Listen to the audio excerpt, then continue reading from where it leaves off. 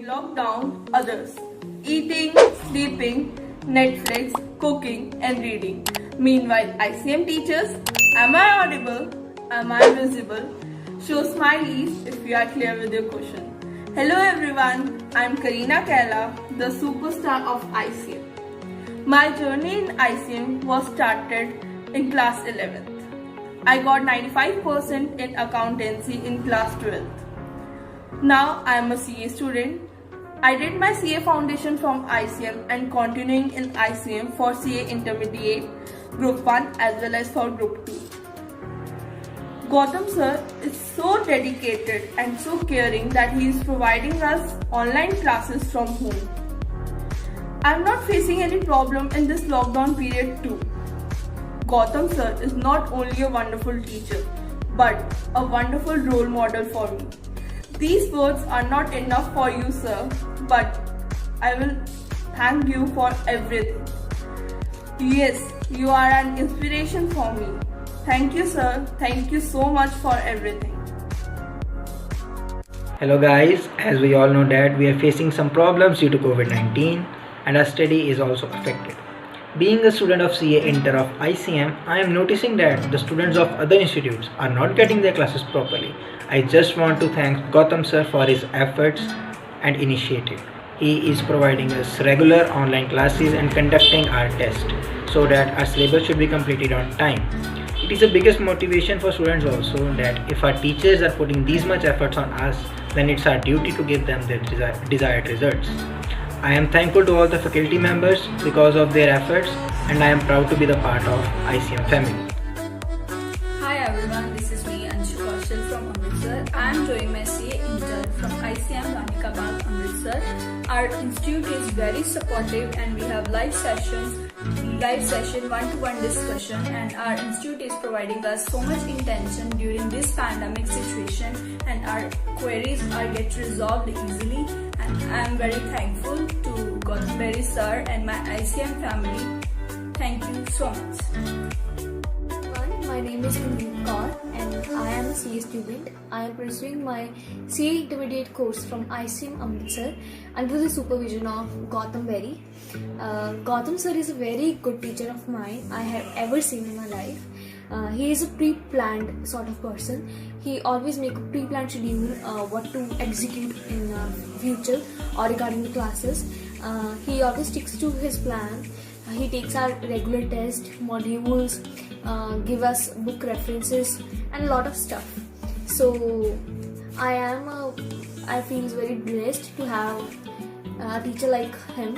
And last but not the least, I am referring my NRO number so that you can get it as a reference about my CA foundation results, which is NRO 0487542. I hope this will help out you as an opinion of mine too. And thank you.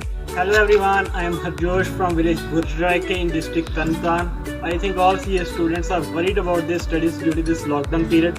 But no need to worry, we have ICM providing best online live classes during this period. I am feeling like sitting in the classroom because I can clear my doubts immediately on the spot. I am very much thankful to Gautam Berry sir for providing us with such best facility.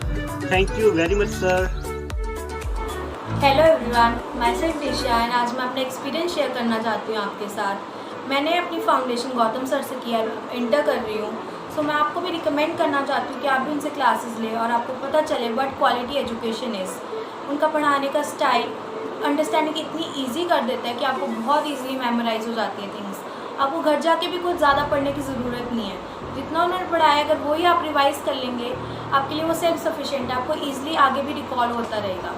फिर अगर हम बात करें module की, जो module provide करते हैं वो एक कंप्लीट कंपाइलेशन है जिसमें ICA का मटेरियल आता है, previous year papers, RTPs and MTPs।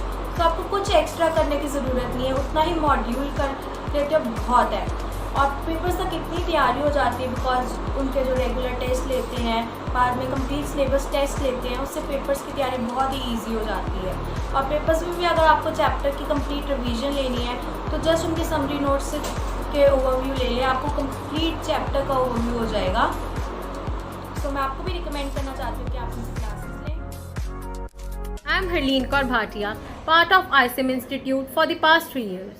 In this current scenario, we are coping up with peer pressure, stress, flooding with negative thoughts regarding the amount of syllabus. Guys, don't worry, retain your confidence. We are providing you with the golden platform to study with the best teacher of Amritsar, Gautam sir, which will make your each and every concept easy and subtle. The advantage of being part of this platform is that you will be provided with the 100% online interactive sessions, conceptual clarity, on-spot queries, regular tests after completion of each chapter, effective education. Guys, cheer up. Enroll yourself today.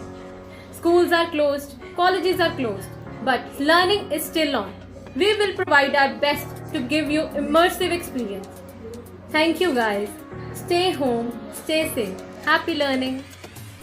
Hello everyone, myself Harpreet Kaur and I am pursuing my CA Intermediate course from ICM Amritsar. Under the guidance and surveillance of Gautam sir and other highly educated and experienced staff, I secured an All India rank 44 in my CA foundation attempt.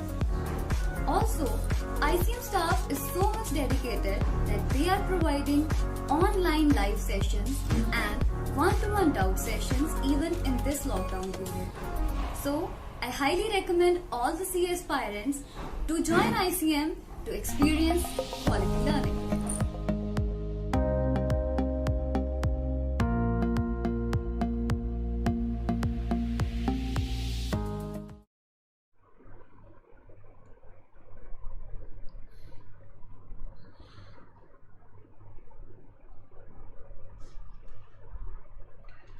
Okay, a very good morning once again बच्चा लोग.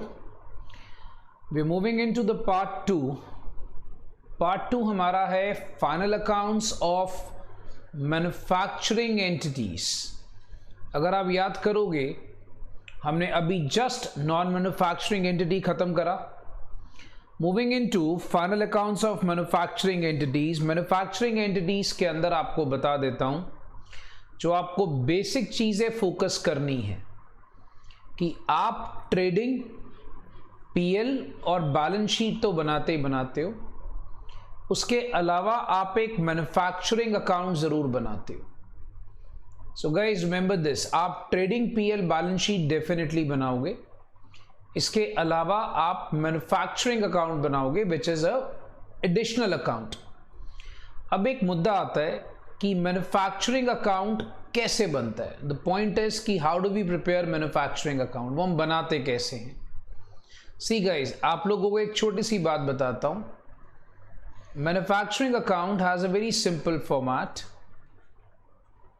ये क्या होता है, अगर suppose कर लीजिए आपको ट्रेडिंग पीएल के पहले बनाना है, तो बच्चे ज़रा इस चीज़ को नोटिस कर लें. Manufacturing account has a very simple format. इसमें क्या आता है, सबसे पहले आप स्टार्ट करते हो opening stock of raw material. RM is raw material, याद रखना. WIP that's work in progress. ठीक है, अब यहां से शुरू करते हो. You write closing stock of raw material and work in progress. So हम इसमें क्या करते हैं बच्चा, जो ओपनिंग स्टॉक्स होता है रॉ मटेरियल और वर्क इन प्रोग्रेस का, वो लिख दिया. इसके अलावा अगर हमने कोई भी परचेजेस करी है रॉ मटेरियल की, वो हमने यहाँ लिख दी. And now all direct expenses will be shown in manufacturing account. तो हमने क्या करना है बच्चा, सारे डायरेक्ट एक्सपेंसेस हमने यहाँ शो कर देने. कर दिए. इसके बाद याद रखेंगे, आपके पास कोई अगर मान लीजिए स्क्रैप की सेल है, याद रखना स्क्रैप की सेल वो चली जाती है आपके पास मैन्युफैक्चरिंग अकाउंट के क्रेडिट साइड पे. We don't have the balance of GP out here, ऐसा कुछ नहीं आता. यहां पर बैलेंस आता है क्रेडिट साइड पे. This balance is called as cost of goods manufactured. ये क्या आता है बच्चा, this balance is called as cost of goods manufactured. और ये बैलेंस फिर अल्टीमेटली ट्रेडिंग में जाता है. जब आप यहां पे ट्रेडिंग बनाते हो, ट्रेडिंग थोड़ा सा फॉर्मेट आपका चेंज हो जाता है. ट्रेडिंग का फॉर्मेट थोड़ा सा चेंज होता है. वी से opening stock finish goods, closing stock finished goods. Guys, opening stock finished goods, that means goods which are absolutely completed. Okay, then we say we have purchases. Now see, these are the purchases of finished goods, and then we have sales. ये भी sales आपकी finished goods की sale होती है. अब direct expenses आपको show करने की जरूरत नहीं होती. ये जो कॉस्ट ऑफ गुड्स मैन्युफैक्चर्ड होता है ये यहां पर आ जाता है. वी से cost of goods manufactured,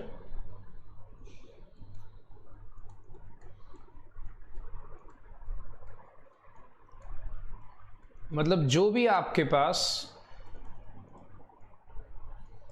cost of goods manufactured है वो दिखा दिया.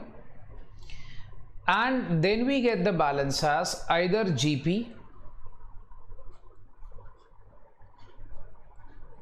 gross profit or gross loss, depending upon क्या बैलेंस आपके पास आता है. Rest PL and balance sheet format remains absolutely the same. ठीक है. सो यहां पर मुद्दा क्या होता है बच्चा, जो मैन्युफैक्चरिंग एंटिटीज होती हैं उनके केस में हमने सिर्फ एक एडिशनल अकाउंट तैयार कर लेना है. सिंपली एक additional account which is called as manufacturing account. And mark my words guys, अब डायरेक्ट एक्सपेंसेस आपने मैन्युफैक्चरिंग में दिखाने, नीचे नहीं दिखाने. ये कैसे बनता है, इसको हम कैसे ट्रीट करते हैं, इसको समझने के लिए आई वुड रिकमेंड. अच्छा, इसमें एक चीज़ और कुछ बातें याद रखिएगा which is a very relevant point, कि आपको कई बार बोलेगा रॉ मटेरियल कंज्यूम निकालो. ठीक है, इसको मार्क कर लेना बच्चा. रॉ मटेरियल कंज्यूम हम कैसे निकालते हैं? Opening stock of raw material plus purchases minus closing stock. It's a very simple formula, right. Okay, manufacturing cost आपको पूछ सकता है. मैन्युफैक्चरिंग कॉस्ट क्या होती है? जितने भी हमारा सारे फैक्ट्री के कॉस्ट होते हैं, जो गुड्स को बनाने में हमारे सारे खर्चे लगे होते हैं, like raw material consume, manufacturing wages, expenses, any other expenses, चाहे वो इनडायरेक्ट मैन्युफैक्चरिंग कॉस्ट ही क्यों ना हो, वो सारा कुछ मैन्युफैक्चरिंग कॉस्ट का पार्ट आता है. ओके, अब यहां पर आपको जो कुछ चीजें समझाना चाहता हूं मैं, वो ये है कि आपके पास अल्टीमेटली एक टर्म थ्योरी में पूछी जा सकती है आपसे कि बाय प्रोडक्ट क्या होता है. बाय चांस आपसे अगर थ्योरी में पूछ ले, भाई बाय प्रोडक्ट क्या होता है, इसको मार्क कर लीजिएगा बच्चा. बाय प्रोडक्ट क्या होता है कि जो आपने सपोज कर लो प्रोडक्ट बना रहे हो, उसके साथ एक प्रोडक्ट बन जाता है जिसको आप बनाना नहीं भी चाहते हो तब भी वो बन जाता है. जैसे कई बार क्या होता है, हम जब गैसेस प्रोड्यूस कर रहे होते हैं, या जैसे सपोज कर लीजिए आपको पता है जैसे एक कारपेंटर जब वुड को काटता है तो उसमें से आप देखोगे छोटे छोटे गोल से वुड के पीसेस निकलते हैं. ठीक है, उसको बूरा बोलते हैं बेसिकली, हिंदी में उसको शायद बूरा बोला जाता है. सो लाइक हम लोग वहाँ पर क्या करते हैं, उसको पेपर बनाने में यूज़ करते हैं. अब अगर कारपेंटर चाहे भी तो वो उसको प्रोड्यूस करना बंद नहीं कर सकता. सो बाय प्रोडक्ट क्या होता है, जो मेन प्रोडक्ट के साथ एक ऑटोमेटिकली प्रोडक्ट प्रोड्यूस हो जाता है, इसको बाय प्रोडक्ट बोलते हैं. अब बाय प्रोडक्ट जो होता है उसकी आप प्रोडक्शन करना नहीं चाहते बट वो हो जाती है. जैसे आप कई बार गैसेस बना रहे होते, सपोज आप कोई गैस बना रहे हो तो उसके साथ ऑटोमेटिकली एक गैस और प्रोड्यूस हो जाती है. जैसे हम पेट्रोलियम को जब रिफाइन करते हैं, पेट्रोल को जब हम रिफाइन करते हैं बच्चा याद रखना, तो उसके साथ साथ ऑटोमेटिकली और भी कई गैसेस प्रोड्यूस हो जाती हैं, तो उसे बाय प्रोडक्ट कहा जाता है. राइट, ये बातें दिमाग में रखनी है. ओके, तो ये थोड़ा सा थ्योरी के लिए पढ़ लीजिएगा. इसके अलावा जो आपको फॉर्मेट है वो मैंने आपको बता दिया है. आप आ जाएंगे सीधा एग्जाम्पल नंबर 2 पे. ये इलस्ट्रेशन 2 पे आ जाइए. इससे आपको समझ में आएगा कि मैन्युफैक्चरिंग अकाउंट बेसिकली है क्या, जो आपको बेसिक पार्ट समझना है. जैसे आपको लिखा है opening stock of work in progress, आपको जैसे यहाँ से एक मैन्युफैक्चरिंग अकाउंट तैयार करना है. आपको बोला क्या हुआ है, opening stock of work in progress. ये मैं आपको बना के बताता हूँ बच्चा सारा अकाउंट. फटाफट से अच्छी तरह सुन लीजिए कि मैन्युफैक्चरिंग अकाउंट हमारे पास है क्या.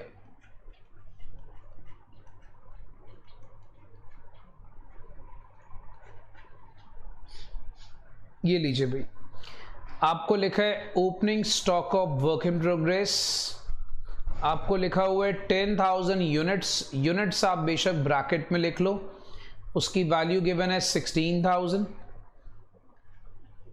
We got closing stock of work in progress, वो आ गया 12,000 यूनिट्स, उसकी वैल्यू आ गई 20,000। बच्चा opening stock of raw material, see books में कई बार आपको ये अलग से निकाल के दिखाया जाता है, इट्स नॉट रिक्वायर्ड, आप इसको एज इट इज शो कर सकते हो। Opening stock of raw material, closing stock of raw material आपके पास आ गया, closing stock of raw material 190 ये आ जाता है। Then we have purchases, but आप परचेज ऑफ रॉ मटेरियल उसको एज्यूम कर लेते हैं जो सिंपल परचेज गिवन है, it's given along with raw materials, we can assume it to be purchase of raw material. Now hire charges, guys अब यहां पर हम बात कर रहे हैं डायरेक्ट एक्सपेंसेस की। नाउ अंडरस्टैंड दिस, आप इसकी प्रेजेंटेशन बिल्कुल ऐसे कर सकते हो, लाइक जैसे आपको ये आ गया, this is assume to be purchase of raw material, then hire charges 60 पैसा पर यूनिट मैन्युफैक्चर्ड। ना होल्ड ऑन, हमने मैन्युफैक्चर कितना करा है, नीचे लिखा हुआ है, अगर आप देखोगे यूनिट्स प्रोड्यूस इज 5 लाख, उसको ध्यान से पढ़ लीजिएगा, बट वहाँ नीचे मेंशन करा हुआ है कि यूनिट प्रोड्यूस कितना है 5 लाख। तो अगर आप देखोगे 60 पैसा पर यूनिट मैन्युफैक्चर्ड, इसका मतलब ये हो गया कि अगर आप हायर चार्जेस की बात कर रहे हो 5 लाख यूनिट, 60 पैसा पर unit manufactured, that works out to be 3 lakh रुपए।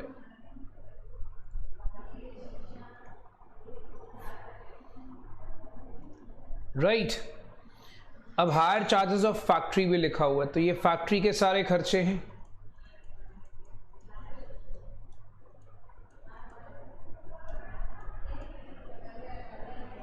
$2,20,000 आ गया। डायरेक्ट वेजेस आपने लिखा हुआ है 80 पैसा पर यूनिट मैन्युफैक्चर एंड 40 पैसा पर unit of closing work in progress, आपको सारी बातें लिखी हुई है। सो गाइस, जब मैं डायरेक्ट वेजेस की बात करता हूं,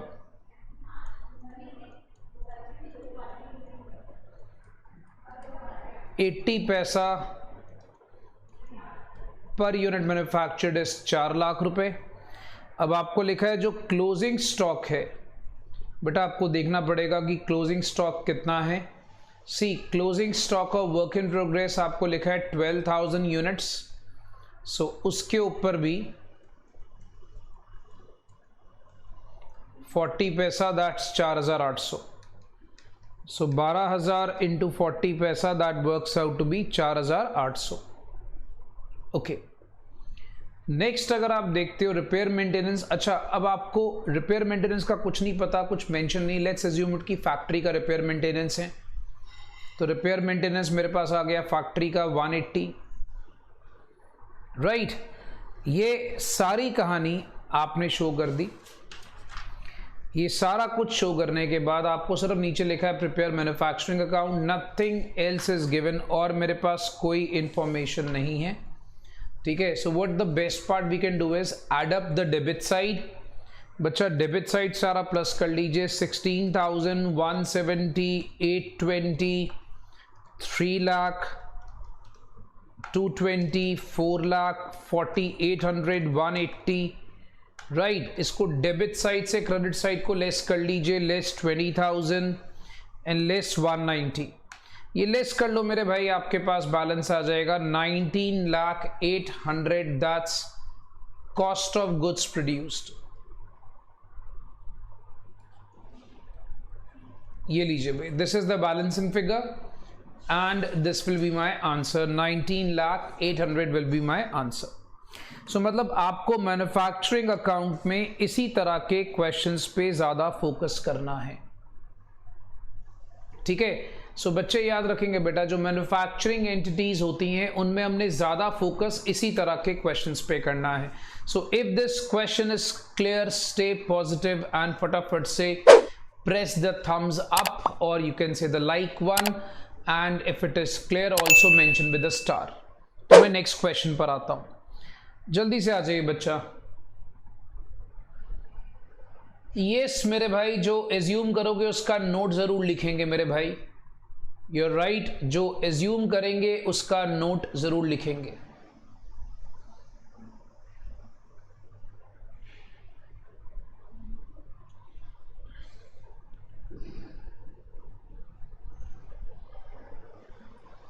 बच्चा अगर आप नोटिस करोगे, आपको मैं एक चीज़ क्लैरिफाई कर देता हूं बेटा, उसने इनडायरेक्ट खाली लिखा हुआ है बट एक्चुअली में वो फैक्ट्री के ही खर्चे हैं, इसलिए वो मैन्युफैक्चरिंग कॉस्ट में ही आते हैं। तो आप उसको मत देखिए, आप डायरेक्ट एक्सपेंस के अंदर ही लिखें आगोश।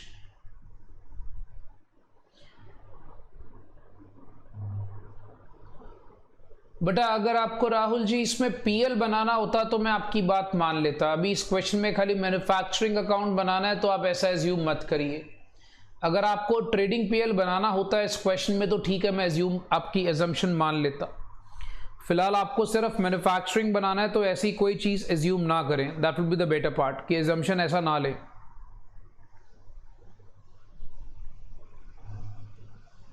आई hope Rahul ji it's clear.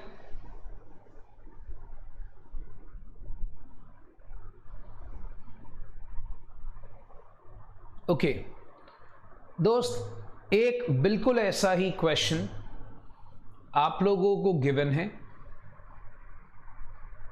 ये वाला। ये आप लोग खुद ट्राई कर लेना, this a very easy one. मैं आपको एक बहुत अच्छा क्वेश्चन कराने में इंटरेस्टेड हूं। Question number 2, this is a good question. तो बच्चे क्या करें बेटा, दिस इज अ धासु क्वेश्चन, जो हम अपनी भाषा में बात करते हैं मेरे दोस्त, दिस इज अ धासु question. So friends, let's go for question number 2, which is a very good and a धासु question. अगर आप इस क्वेश्चन को ध्यान से देखते हो, we have been given lot of different items, वही मिसिंग वाला आपको क्वेश्चन गिवन है। आपको बोलता है आपने यहाँ से मैन्युफैक्चरिंग अकाउंट बनाना है, क्रेडिटर्स अकाउंट बनाना है, ट्रेडिंग अकाउंट बनाना है, और आपके पास कुछ मिसिंग फिगर्स मेंशन है। We have been given raw material, creditors missing, consumed missing, closing stock missing. आपके पास क्वेश्चन में क्रेडिटर्स दिया हुआ है सारा। ओके, मैन्युफैक्चरिंग अकाउंट आपको दिया है बट कंज्यूम्ड उसमें नहीं है। नीचे लिखता है कि परचेजेस जो हैं मशीनरी की 10 लाख है, उसको आपने गलती से ओमिट करा था। मशीनरी के ऊपर डिप्रिसिएशन 10% चार्ज करना था। अच्छा, उसके बाद वेजेस के अंदर आपने कुछ फैक्ट्री वालों को दिया है, कुछ ऑफिस को दिया है। जो फैक्ट्री को दिया है वो तो मैन्युफैक्चरिंग अकाउंट में जाएगा, जो ऑफिस को दिया है वो तो पीएल में जाना चाहिए। अब डायरेक्ट एक्सपेंस में भी आपको बोलता है भाई 80,000 में से 30% आपका ऑफिस से रिलेटेड है, ये मेंशन कर रहा है। सो अगर 30% आपका ऑफिस से रिलेटेड है, कहने का मतलब ये हो गया कि 70% ही मैन्युफैक्चरिंग का पार्ट है। फ्यूल चार्जेस तो चलो ठीक है, फ्रेट इनवर्ड्स भी ठीक है, बट जो डिलीवरी चार्ज टू कस्टमर होता है ये बच्चा, ये पीएल का पार्ट होता है। अब मुझे यहां पर सारा कुछ करने के बाद मुझे एक रिवाइज मैन्युफैक्चरिंग अकाउंट और रॉ मटेरियल अकाउंट भी बनाना है। अब सारी इंफॉर्मेशन चेक कर लीजिए, ठीक है। सबसे पहले मैं बच्चों को रेकमेंड क्या करूंगा, this is a very good question बच्चा, this is question number 2 for the unsolved part, जो हमारा अनसॉल्व्ड पार्ट का है। ऐसे क्वेश्चंस को आप वर्किंग नोट के साथ स्टार्ट करें। अगर आप वर्किंग नोट से स्टार्ट करते हो, सबसे पहले आप इसमें एक चीज नोटिस करिएगा कि क्वेश्चन के अंदर we need to calculate the correct, जो हमारे पास करेक्ट बैलेंस ऑफ प्रॉफिट्स होता है। करेक्ट बैलेंस मतलब मैं आपको बताता हूं। देखिए, आपको जो ट्रेडिंग का बैलेंसेस गिवन है वो गिवन है 17,94,000।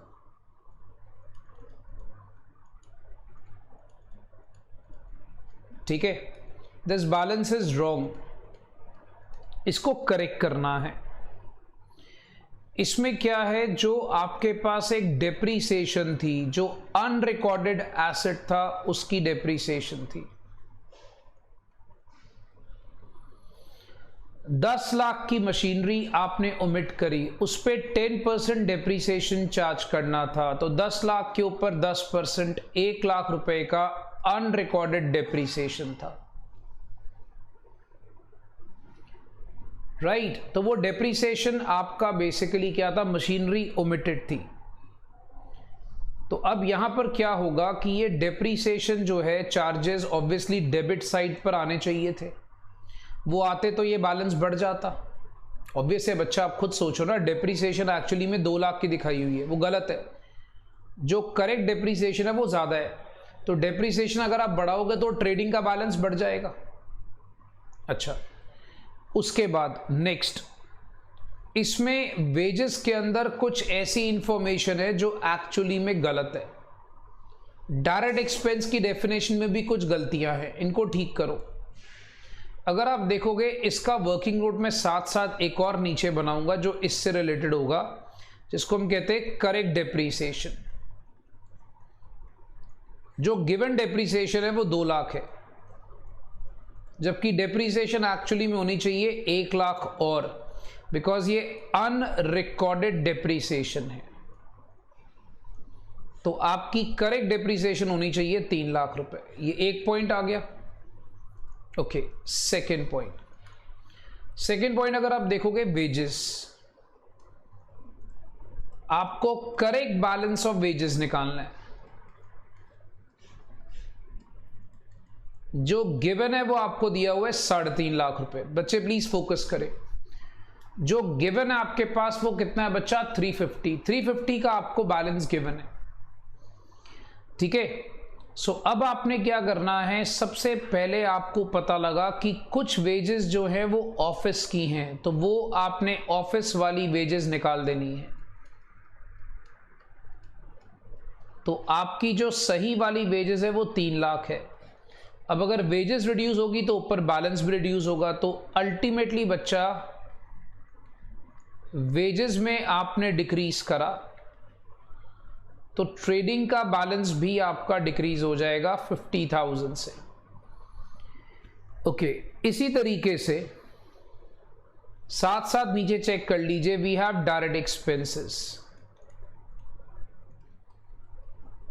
बेटा क्वेश्चन में जो डायरेक्ट एक्सपेंसेस गिवन है, आप सारे इसी तरीके से वर्किंग नोट प्रेजेंट कर सकते हो। वो गिवन है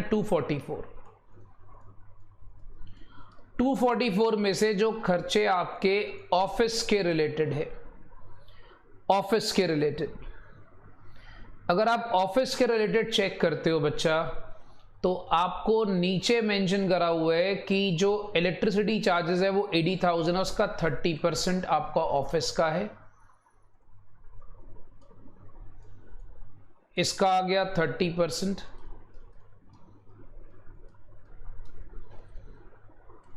ओके, फिर जो डिलीवरी चार्जेस आपने कस्टमर को दिए हैं,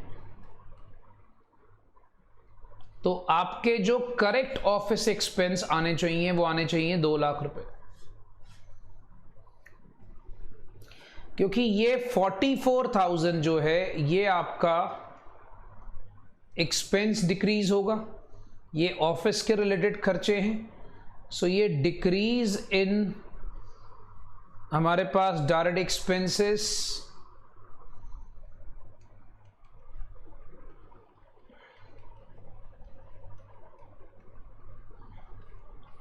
$44,000,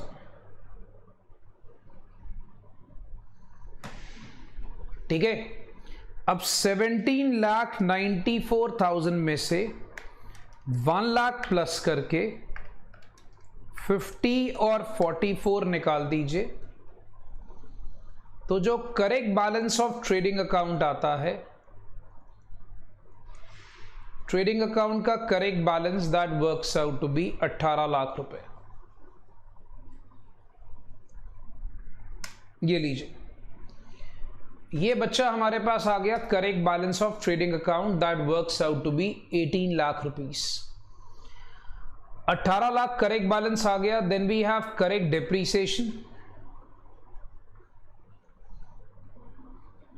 then we have correct wages और करेक्ट डायरेक्ट एक्सपेंसेस, सारे आ गए। ओके, अब ये सारी चीज़ों से सबसे पहले मुझे बनाना क्या है? उसने बोला था बेटा आप एक काम करो, पहले मैन्युफैक्चरिंग अकाउंट बनाओ। अब मैं रिवाइज्ड मैन्युफैक्चरिंग अकाउंट बना रहा हूं which is the correct balance. तो ट्रेडिंग अकाउंट का जो मेरा करेक्ट बैलेंस है, बच्चे प्लीज फोकस करना, वो है 18 लाख रुपए। ट्रेडिंग अकाउंट का करेक्ट बैलेंस पता है क्या होता है? ये जो लिखते हैं ना हम, कॉस्ट ऑफ गुड्स मैन्युफैक्चर्ड, ये वो चीज है। So this is cost of goods manufactured. अच्छा, what is my correct depreciation? Correct depreciation is 3 lakh now. What is my correct wages? Correct wages is also 3 lakh now. What is my correct depreciation? अपना correct direct expenses, sorry.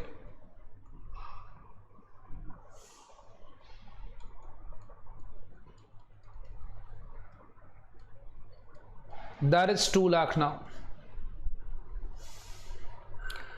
So the balance which comes out here is called as raw material consumed. तो ये balance हमारा missing था, ये था 10 लाख रुपए, हमने ये निकाल लिया,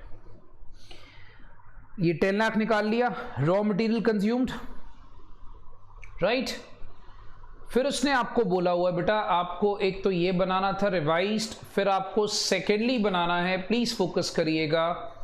अगर आप क्वेश्चन में चेक करते जाओगे आपको सेकेंडली बोला है रॉ मटेरियल बनाना रिवाइज्ड। अब रॉ मटेरियल रिवाइज्ड बनाना है, रॉ मटेरियल की कुछ इंफॉर्मेशन भी आपको गिवन है, उसके लिए आपको क्रेडिटर्स वगैरह भी गिवन है। तो आप एक काम करें, आप पहले स्टार्ट कर ले क्रेडिटर्स अकाउंट से।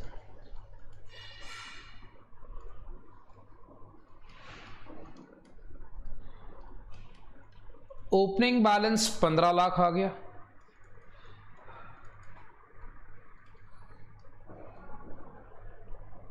क्लोजिंग बैलेंस आ गया 6 लाख रुपए,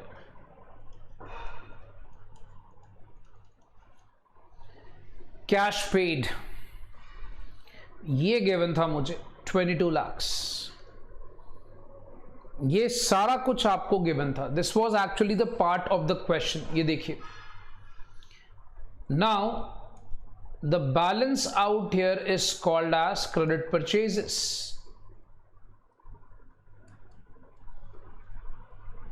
वो आपके पास है 13 लाख रुपए। 13 लाख रुपए की आपकी क्रेडिट परचेज आती है। पहले तो बच्चा ये बैलेंस निकालो कि आपकी उधार वाली परचेजेस आती 13 लाख रुपए। 13 लाख रुपए की परचेजेस आ गए, उसके बाद आप बनाओगे raw material account. Now this is your revised raw material account. Now understand this question में opening stock of raw material is given to us as 1 lakh. जो आप परचेज कर रहे हो वो यहां पर आ जाएगी टू क्रेडिटर्स अकाउंट, 13 लाख की परचेजेस। जो कंज्यूम्ड है आपका रॉ मटेरियल कंज्यूम्ड, जो आपने अभी ऊपर निकाला, दैट इज 10 लाख रुपीस। ये कहां से निकाला आपने बेटा? मैन्युफैक्चरिंग अकाउंट से। Now what is the balance left out? The balance is your closing stock. ये लो दोस्त, we have the balance as closing stock 4 lakh रुपए। अब मुझे बच्चे बताएं, is this question clear? If you have any doubts please do ask me now. If it is clear, you have not pressed the likes, press likes. If you are absolutely clear, give me some stars फटाफट से, send me stars बच्चा जल्दी से। These are some important questions बच्चा जो आपको यहाँ से रिवाइज करने हैं। जब तक आप लोग अपने अपने स्टार्स वगैरह सेंड कर रहे हैं तब तक आप लोग एक काम और करेंगे बच्चा, सारे मेरे दोस्त क्या करें, फटाफट से अपनी ICM वाली बुक भी निकाल लें। तो मैं बच्चों को बता दूंगा कि ICM वाली बुक के इम्पॉर्टेंट क्वेश्चंस कौन कौन से करने वाले हैं, वो भी कर लीजिए भाई। वो बुक जो है उसके important questions which you needs to do.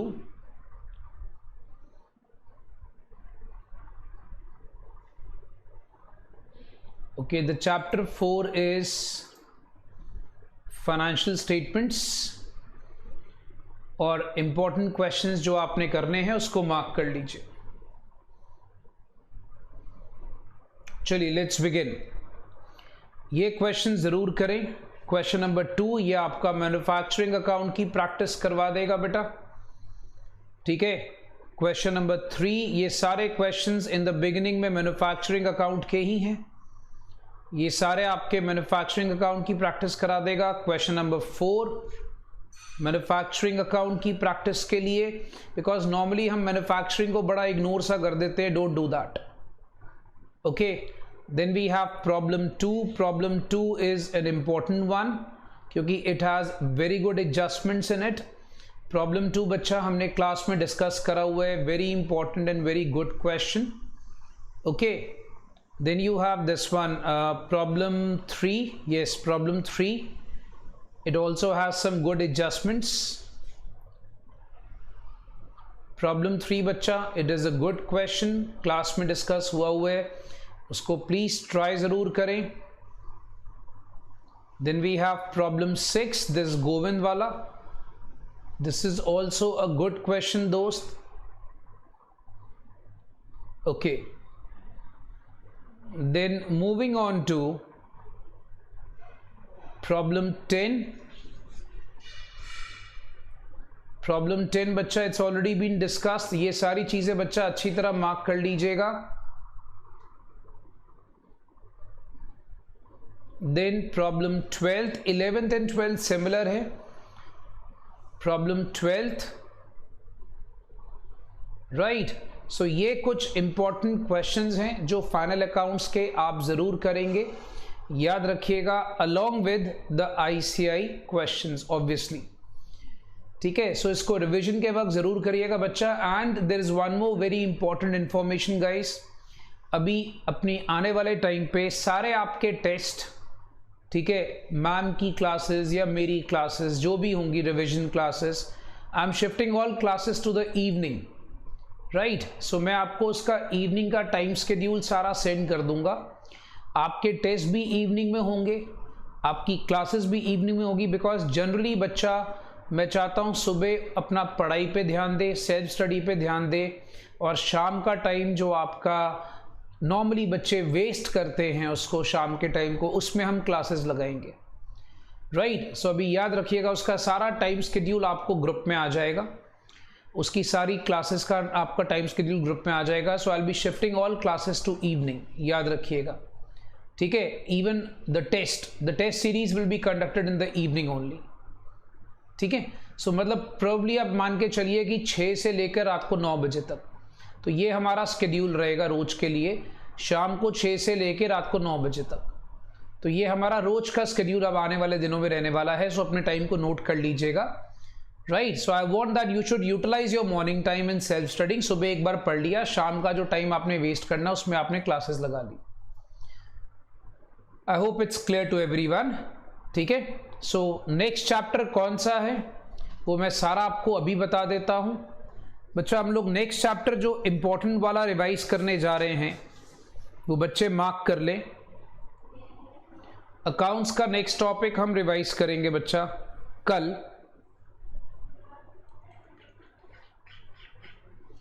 आप लोगों को याद होगा हमने एक टॉपिक करा हुआ है in the very initial stages, ठीक है, दैट इज BRS। सो हम लोगों ने एक बार कल अपना BRS रिवाइज करना है। We have a revision class of BRS tomorrow, so be ready for that, right. Thank you बच्चा, we'll see you in the evening tomorrow now. Thank you guys and keep on attending the live classes because live classes will not be freely available anymore. So please attend the live classes. Thank you. Bye-bye.